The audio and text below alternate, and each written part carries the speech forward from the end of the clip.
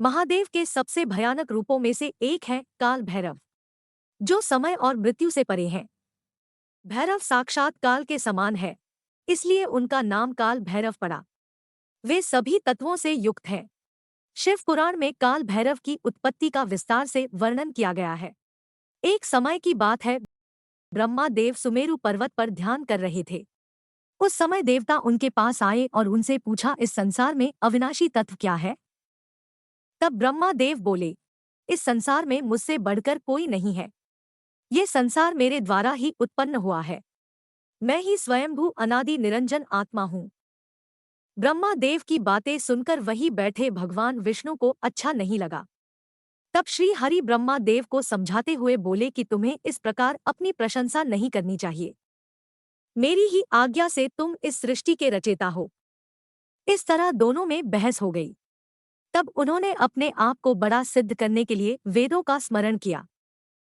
जब चारों वेद वहां उपस्थित हुए तो ब्रह्मा देव और नारायण ने उनसे अपनी श्रेष्ठता के बारे में पूछा, जिस पर सबसे पहले ऋग्वेद बोले, जिसके भीतर समस्त भूत निहित है और जिन्हें इस संसार में परम तत्व कहा जाता है, वह भगवान शिव ही है।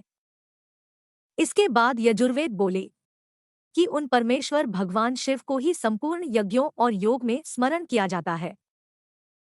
अथर्ववेद बोले, भक्ति से साक्षात्कार करने वाले और समस्त दुखों का नाश करने वाले भगवान शिव ही है।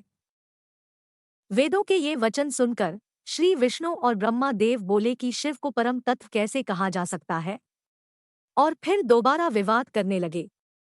तब वहां एक विशाल ज्योति प्रकट हुई, जिसका ना कोई आरंभ था और ना अंत। इसके बाद भगवान शिव वहां प्रकट हुए। ब्रह्मा देव शिवजी से बोले, तुम मेरी शरण में आओ, मैं तुम्हारी रक्षा करूंगा। तुम भी मुझसे ही प्रकट हुए हो। इन वचनों को सुनकर भगवान शिव को क्रोध आया और उनके क्रोध से भैरव उत्पन्न हुए। भगवान शिव ने भैरव को ब्रह्मा देव का 5वां सर काटने का आदेश दिया। ब्रह्मा देव को उनकी भूल का पछतावा हुआ, पर काल भैरव पर ब्रह्महत्या का पाप लग गया। ब्रह्मा देव का 5वां सर उनके हाथ में चिपक गया था। ब्रह्महत्या के पाप से मुक्ति के लिए शिव जी ने काल भैरव से पृथ्वी जाने के लिए कहा। उन्होंने बताया कि जब ब्रह्मा जी का कटा हुआ सिर हाथ से गिर जाएगा, तब उन्हें ब्रह्महत्या के पाप से मुक्ति मिल जाएगी। इसका पश्चाताप करने के लिए काल भैरव पृथ्वी का भ्रमण करने लगे। जब काल भैरव काशी पहुंचे तो उन्हें ब्रह्महत्या से मुक्ति मिली और ब्रह्मा देव का सर भैरव जी के हाथ से छूटकर धरती पर गिर गया। जिस स्थान पर ब्रह्मा देव का सर गिरा, वो स्थान कपाल मोचन के नाम से प्रसिद्ध हुआ। इसलिए काशी नगरी को पापनाशिनी माना जाता है।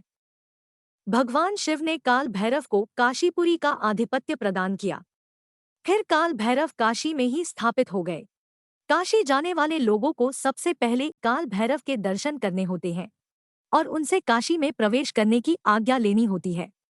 इसलिए काल भैरव को काशी का कोतवाल कहा जाता है। काशी में यमदूतों के आने की भी मनाही है, क्योंकि यहाँ काल भैरव का वास है। यहाँ मरने वाले लोगों का न्याय काल भैरव ही करते हैं। इनके दर्शन से मनुष्य सभी बंधनों से मुक्त हो जाता है। अगर आपको ये वीडियो पसंद आई तो लाइक करें और हमारे चैनल को सब्सक्राइब करें। हर हर महादेव।